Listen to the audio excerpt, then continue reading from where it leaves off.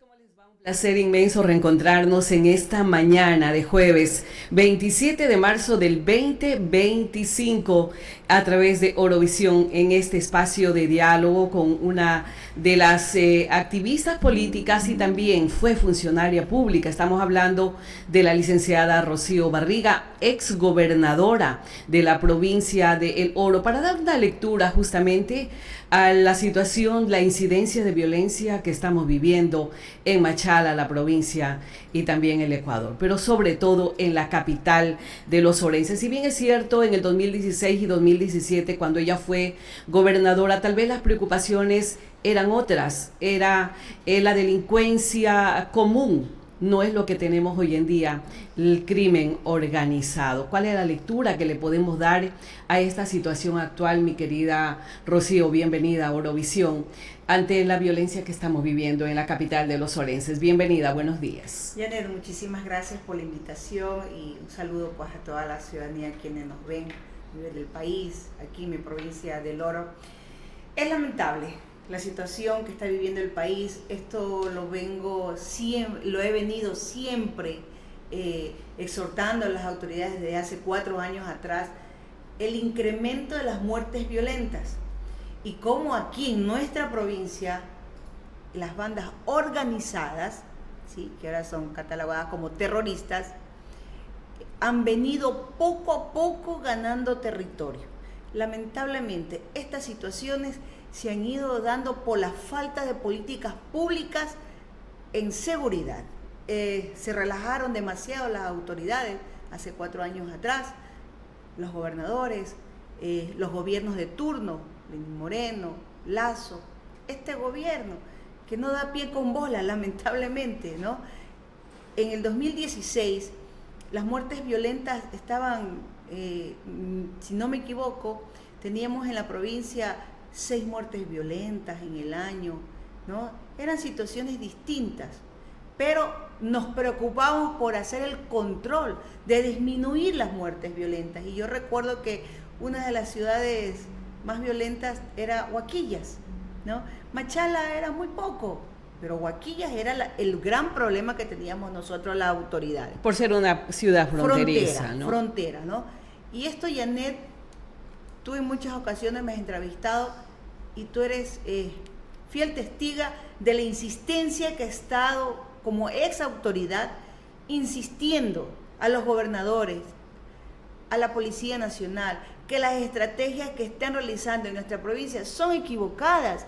Somos una provincia exquisita actualmente para las bandas organizadas. ¿Qué difiere entre la época actual y la época en que estaba Rocío Barriga frente a la gobernación de El Oro? Así. ¿Qué estrategias se tomaron y qué cree usted que ha faltado en la actualidad? Hay una gran diferencia abismal, ¿sí? El gobierno de la Revolución Ciudadana, en esa época el compañero Rafael Correa, era un presidente, por Dios, que era un liderazgo tan fuerte que tenía con sus autoridades, que nos exigía a las autoridades semanalmente, todos los días, lunes, religiosamente, 6 de la mañana, estar con los tenientes, con los comisarios, con el jefe de la zona aquí en Machala, de la Policía Nacional, analizando las muertes violentas, analizando los robos, todo, a ver cómo está la provincia, y de ahí hacer las estrategias de la semana para ir bajando el índice. Y nosotros los gobernadores teníamos que darle respuesta al presidente. Había un trabajo articulado. Un trabajo articulado, e incluso con Fiscalía y el Consejo de la Judicatura. Era articulado, había un liderazgo. Y teníamos un 911 que estaba conectado con la Policía Nacional, con el Ministerio de Salud y con con las cooperativas de transporte. En la actualidad, Janet, no hay absolutamente nada de eso. O sea, había un servicio nada de seguridad integral que sí funcionaba estrategias y daba resultados. Exactamente, había una política pública establecida, definida, ¿no es cierto?, de acuerdo a lo que estábamos viviendo en esa época del país, donde no permitíamos, como en la actualidad vemos, el contrabando por la zona de Huaquillas, donde están viniendo ¿cómo te puedo decir para que no se vayan a ofender las autoridades? Donde estamos viendo cómo el armamento pasa con una facilidad. Ya tú no ves las cámaras que teníamos ahí del ECU 911, donde había el control de la frontera para las calles para las vías de tercer orden, donde por ahí pues iban los camiones con el contrabando. Todo eso se tenía focalizado, Janet. En el puente se visualizaba todo porque yo lo veía, yo estaba ahí. O sea, habían cámaras justamente en el sistema de aduanas, en el CEBAF, en el puente internacional. Así es, Janet, y ahora, y eso no funciona en la actualidad. Discúlpeme, no creo. Si los mismos taxistas, los compañeros taxistas me dicen, licenciada, ya las cámaras que teníamos dentro de los taxis no funcionan, no está conectado con el 911. Imagínate, Janet, algo tan sencillo, algo que ya estaba ahí implantado y que nos estaba dando resultados. ¿Por qué? Porque el taxista podía tener ese instrumento para que la policía pueda actuar, hacer sus investigaciones respectivas. Y ojo, y se hacía el trabajo de inteligencia. Acuérdate, el tema minero, Zaruma, Portobelo, en esa ocasión se tenía de la falta de control por parte de Arcón, que en ese entonces pues se pidió el cambio total de todo el personal para que venga un nuevo personal. No, tú sabes que la viveza criolla está permanentemente aquí en el país, ¿sí?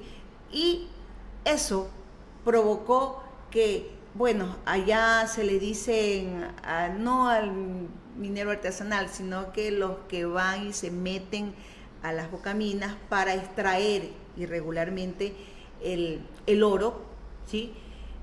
Y se hizo una zona exclusivamente donde no se permitía que vayan a extraer el oro. ¿Y tenían también igual cámaras de seguridad? Habían cámaras de seguridad, había un mejor control, y ahora nadie dice nada, ya no escuchamos nada de Zaruma, de Portobelo, que yo creo que tienen que estar escuchándose los estruendos que están abajo de las bocaminas, pero nada. ¿Por qué? Porque a voz baja todo el mundo sabe que están controladas por las bandas organizadas. Es decir, están sometido el sistema minero. O sea, el resultado de toda esta incidencia de seguridad, ¿usted considera, Rocío, es porque se ha disminuido completamente el trabajo del sistema integral de seguridad del ECU 911? En el momento que... Porque ya no hay la articulación entre alcaldes, sí, entre autoridades provincial, en fin, todas las autoridades que deben estar inmersas en este trabajo en conjunto para poder de alguna manera trabajar, ¿no? Y poder disminuir esta incidencia de violencia que vivimos hoy en día. Janet, ¿usted cree que eso está pasando? Exacto. Mira, en el momento que el gobierno nefasto de Moreno destruyó un sistema de justicia, que había un Ministerio de Justicia, había subsecretarías de control para la seguridad. En ese momento que tú destruyes una estructura que estaba dando resultados, lo único que se tenía que ir fortaleciendo, ¿no es cierto? Dejas totalmente desmantelado. La Policía Nacional, ¿a quién puede recurrir? Al ministro de Interior, al ministro de Gobierno, ministros que no sabían ni qué hacer. Empiezas a cortarles los recursos, cuando lo correcto era seguir fortaleciendo la Policía Nacional, porque cada año se va modernizando, ¿sí? Hay nuevos aparatos para poder hacer el trabajo de inteligencia, ¿no es cierto? Nuevos armamentos, aquí fortaleciendo la capacidad de patrullaje, lo que es el vehicular. Ahora, ¿qué estamos viendo? Patrulleros que tienes que empujarlos por falta de gasolina, porque se ha dañado el motor. Policías que se le atascan las pistolas. Ahora, ¿qué están dando? En este gobierno, ¿qué está dando?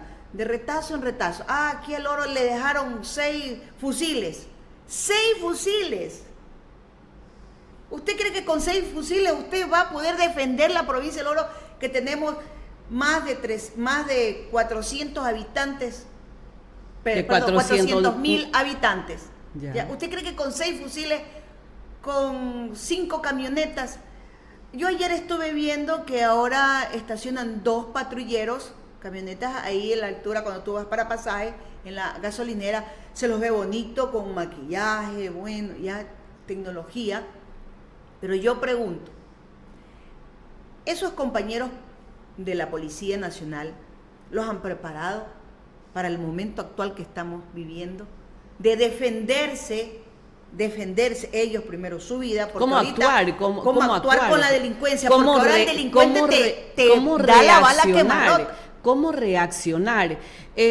Para hacer algo comparativo, ¿cuántos policías tenía bajo su cargo como gobernadora usted en el año 2016?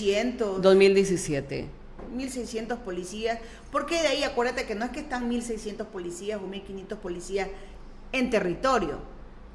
Hay una parte que va a descansar porque es normal y la otra parte está activa. Entonces significa que está casi la mitad rotando ya. ahí permanentemente. Entonces, el 911 es tan fundamental. Mire cómo está. Si usted va como ciudadana o como periodista, pide permiso para ver cómo está el EQ 911.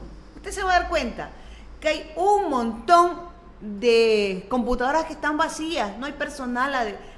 Ay, si para esa ocasión teníamos que contratar todavía más personal, ¿sí? Cuando la situación era otra. Cuando la situación era otra. Ya. Peor ahora, ¿Usted cree, que sé que hay o sea, menos personal. definitivamente, ¿usted cree que la política pública de seguridad no existe hoy en día en el Ecuador? Janet, desde Moreno, Lazo y el actual gobierno no han podido dar pie con bola en el tema de seguridad. ¿Por qué? Porque se han rodeado de gente que no está preparada para hacer políticas públicas de seguridad. Y otra cosa, que los presidentes que estamos teniendo, que hemos tenido, y el actual, creen que la plata es de ellos, ¿no? Donde dan prioridad a otras cosas cuando la prioridad que necesita el país es seguridad, salud, educación y la obra pública para generar la economía y la tan famosa dolarización que le estamos dando a la ciudadanía, que la cuidamos tanto, cuando no se dan cuenta que ellos mismos la están destruyendo, la dolarización, porque todo ciudadano que no es perito en economía, sabemos que si usted saca el dólar del país, escasea el dólar, ¿qué hace? Debilitas al dólar, cuando tú tienes que traer dólares para fortalecerlo. Y eso se lo hace aplicando políticas públicas que sean con sentido común, no creando como que fuera de ellos la plata y priorizando pagar deudas. Acuérdense que Moreno, en pleno COVID, pagó la deuda, Janet. La deuda externa. La deuda externa. Para ser más explícito. Exactamente, ¿ya? Para que la ciudadanía entienda. Pagó la deuda externa en pleno COVID, cuando todo el mundo estaba pasando por una recesión económica, donde la gente se estaba muriendo, donde no había trabajo, y darse ese lujo. Y de ahí venimos de tumbo en tumbo. Las políticas públicas de seguridad no las han hecho como debe de ser. Darle recursos a la Policía Nacional, depurando al mal elemento, porque sí hay malos elementos. Rocío, ¿por qué el país llegó a estos extremos? Por el odio. Hemos escuchado muchísimos comentarios, hay muchos, no solamente retractores del gobierno del expresidente Rafael Correa, sino también analistas económicos, analistas políticos, activistas, periodistas políticos también hemos visto muchísimo en esta temporada. Pero ¿qué hay de cierto, qué hay de razón que tienen estas personas que culpan al correísmo de todo lo que está pasando en el Ecuador? El momento que el correísmo quitó la base de Manta, el momento que el gobierno del expresidente Rafael Correa permitió el libre albedrío de los migrantes que ingresen al Ecuador sin controlar el pasado judicial. O sea, como que dio carta abierta para que puedan ingresar el crimen organizado al Ecuador. ¿Qué cree usted que fue lo que pasó? ¿A dónde, en qué momento se equivocó el gobierno del expresidente Rafael Correa? Mira, el compañero Rafael Correa siempre ha sido muy claro. Todas las políticas públicas que él implantó fueron para sacar del subdesarrollo al país. Y en el camino se pudo haber equivocado en ciertas cosas, pero de forma, no de fondo. ¿Cómo cuáles? Mira, esto del tema, por ejemplo, del paso... De libre paso, de libre paso, ingreso ya, al Estado ecuatoriano. Peruanos, ecuatorianos, venezolanos, podíamos colombianos, mexicanos, toda albaneses. Sudamérica, la área andina, fue establecida porque ya hubieron acuerdos ya establecidos años atrás, antes que venga Rafael Correa. Entonces, la libre movilidad, como es en Europa tú tienes libre movilidad, en Europa, ¿sí? Ya, eso fue lo que se implementó. Exactamente, y tú tenías que sacar tu tarjeta andina, ¿ya? En el camino, yo creo que por los temas que hubieron de Colombia, acuérdate de la guerrilla, hubieron desplazados, ¿no es cierto? Y Ecuador acobijó a ciertas personas que vinieron acá. ¿Ese fue un error? No fue un error, Janet, porque claro, sí. porque lo sacaron de Colombia, vinieron a hacer su actividad acá en Ecuador. Pero luego regresaron, ¿por qué? Porque ya pudo el gobierno de Colombia poder librar esos espacios donde estaban tomados por la guerra. Eran campesinos, Janet, campesinos. Y hay muchas cosas que la ciudadanía desconoce. Existen ONG que financian esos desplazamientos, ¿sí? De ayuda a eso. No es que el gobierno les da totalmente... Por supuesto, conocemos que ONGs internacionales están trabajando incluso en el país para todos los desplazados, migrantes de otros países. Ya. Entonces, pero estamos hablando de esa época. De ahí en adelante, el tema del COVID, Janet, cambió totalmente el mundo.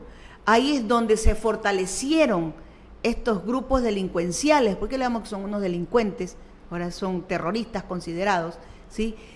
Aprovecharon este tema de la paralización del mundo, ¿sí? La droga estuvo estática ahí, ¿no? Y fueron encontrando nuevos nichos de cómo desplazar toda esa droga. Y tú sabes que el Ecuador somos zona costera, somos zona de tránsito, donde es el punto clave para poder tú trasladar la droga a otros países.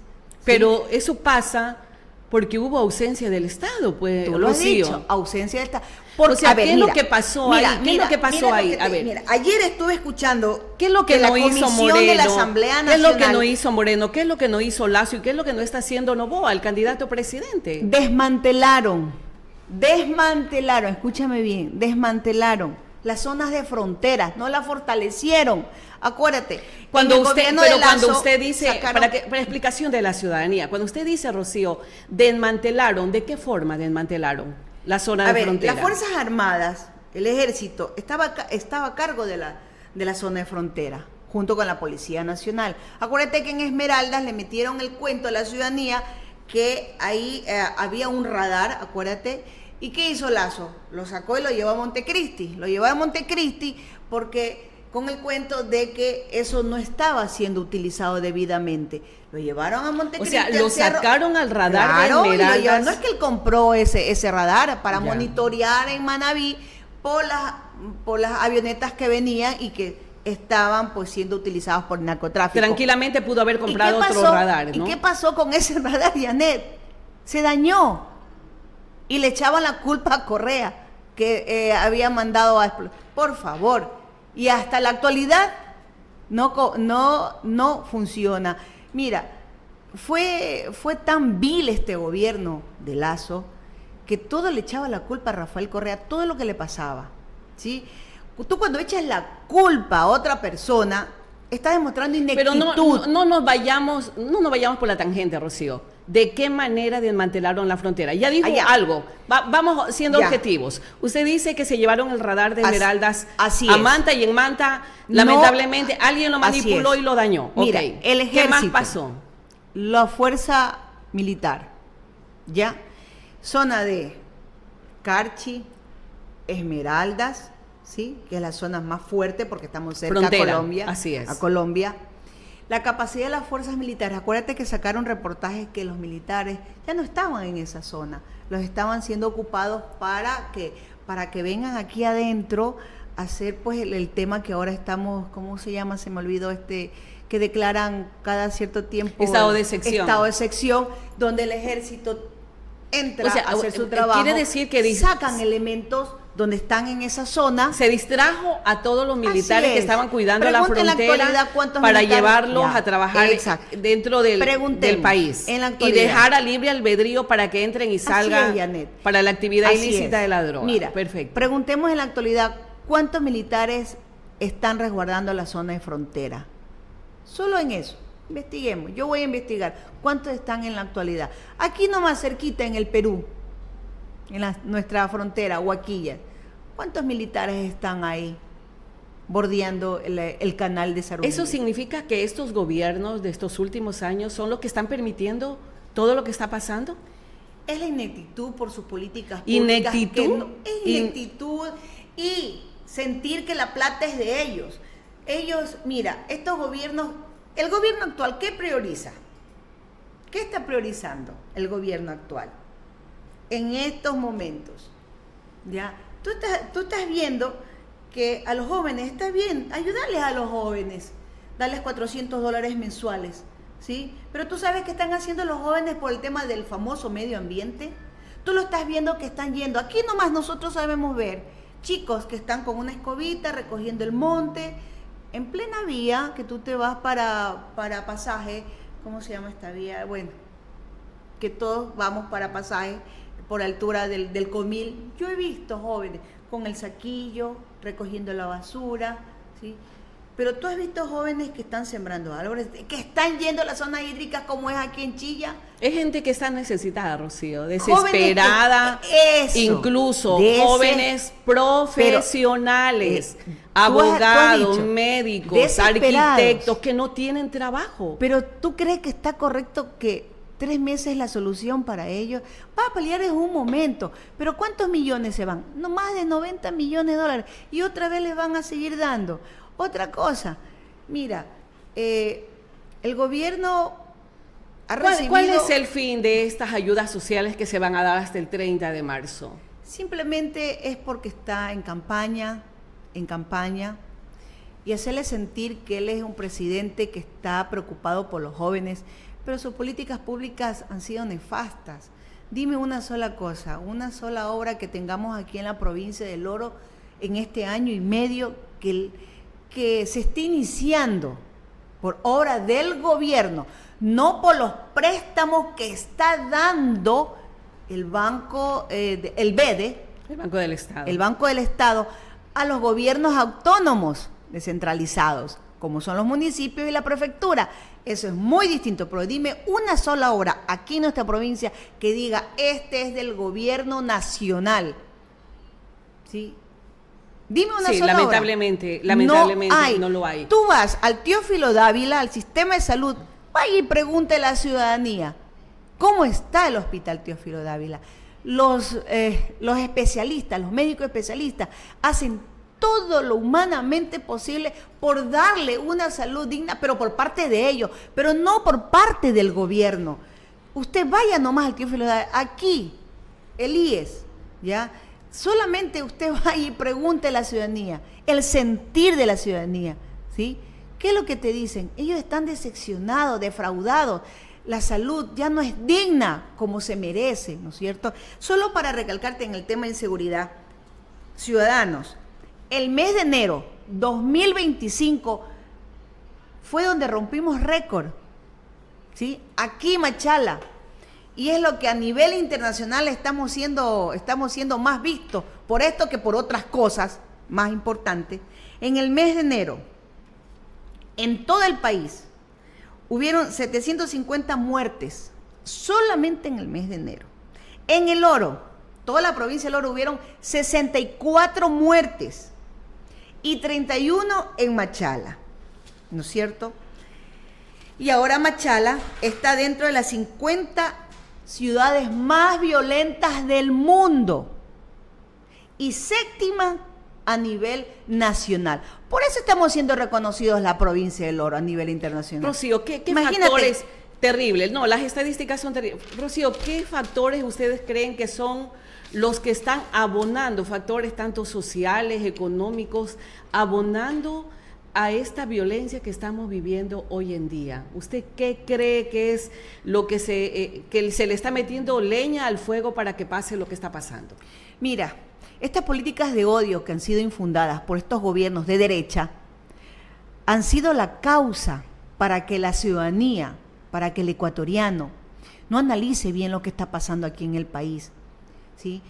Donde las políticas públicas, insisto, han sido nefastas, no van directamente a la necesidad que quiere el pueblo ecuatoriano. ¿Qué quiere el pueblo? Menos violencia, más oportunidades de trabajo, más educación, una salud digna.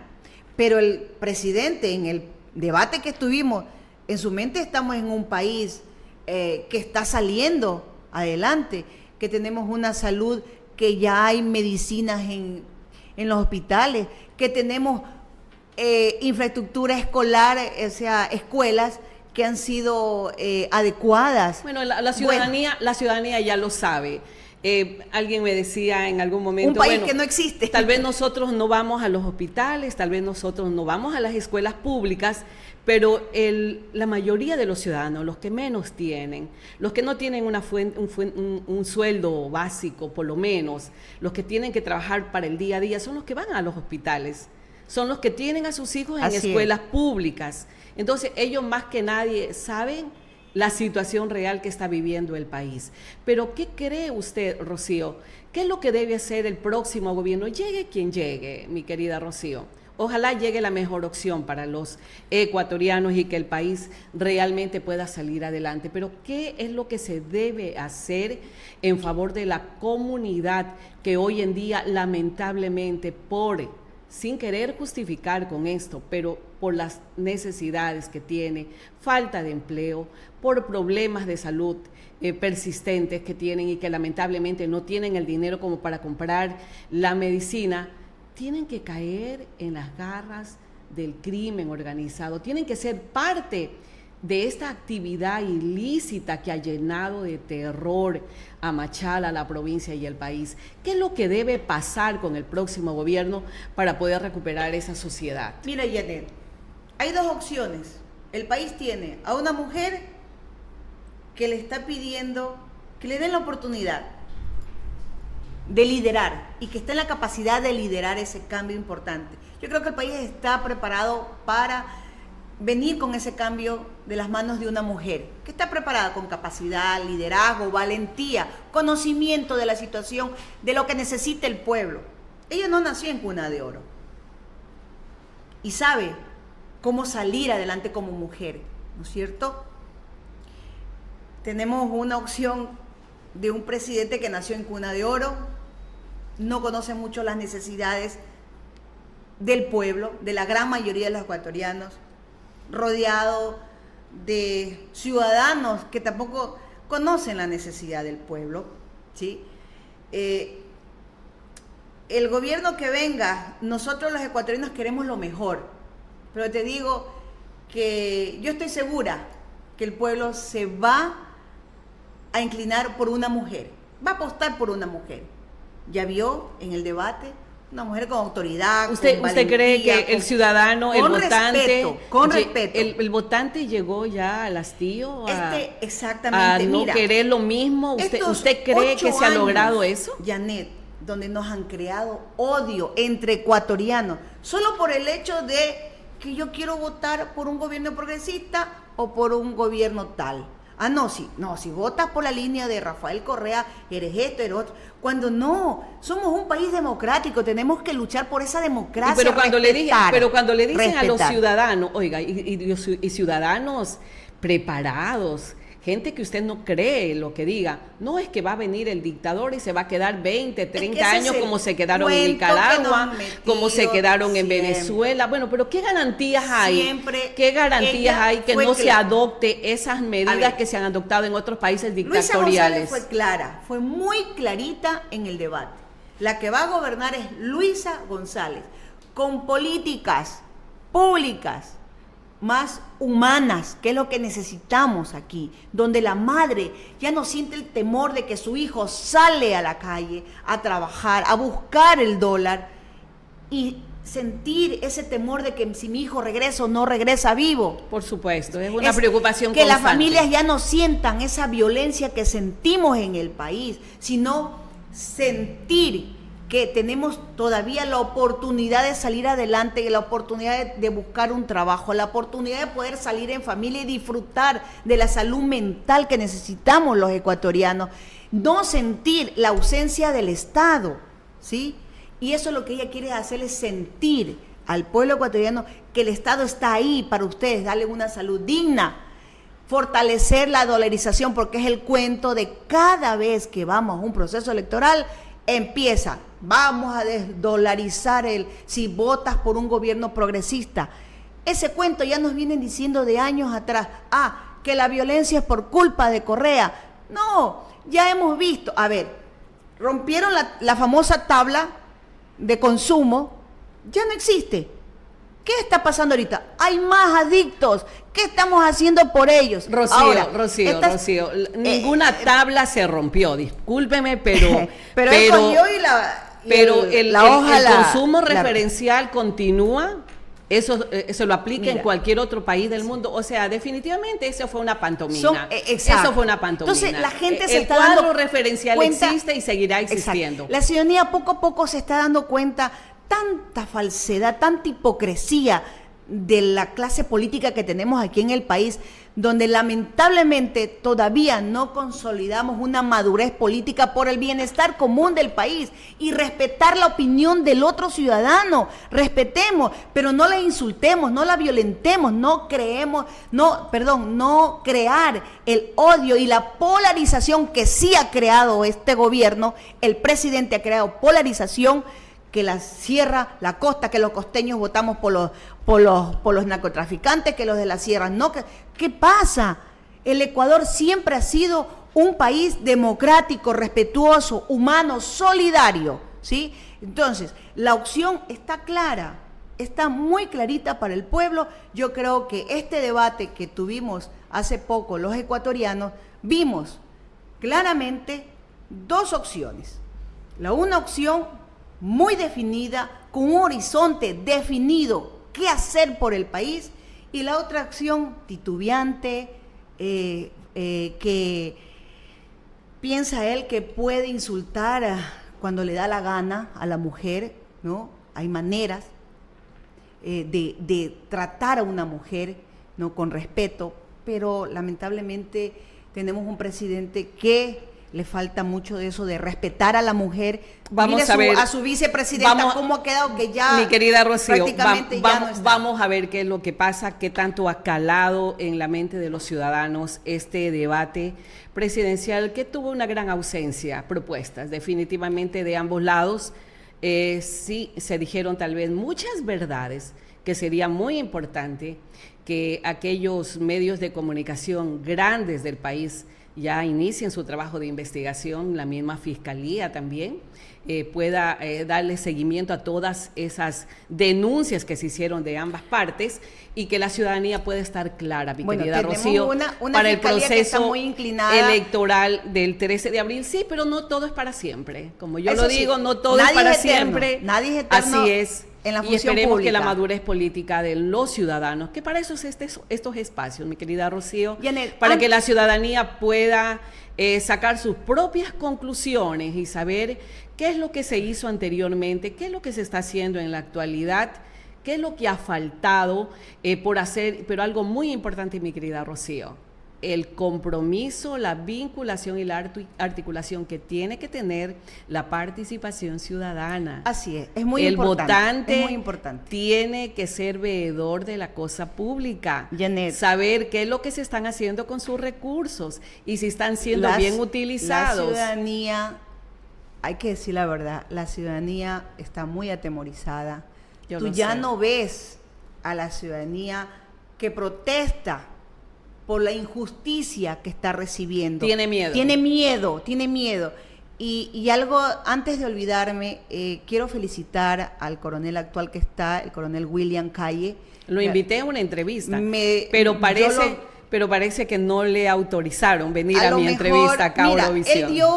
Él dio unas palabras muy importantes cuando lo entrevistaron, que él hizo una posesión en Puerto Bolívar, fue a la barraca y dijo al pueblo que vengan los ciudadanos, que él va a poner un UPC. O sea, dijo palabras que hasta no había escuchado hasta el día de ninguna autoridad. De ninguna autoridad, firme, valiente, ¿ya? Y espero que por esas palabras no le estén cortando las alas. O lo cambien de puesto. Espero que el Mi señor querida gobernador, Rocío, muchas gracias. Antes de olvidarme, esto es muy importante.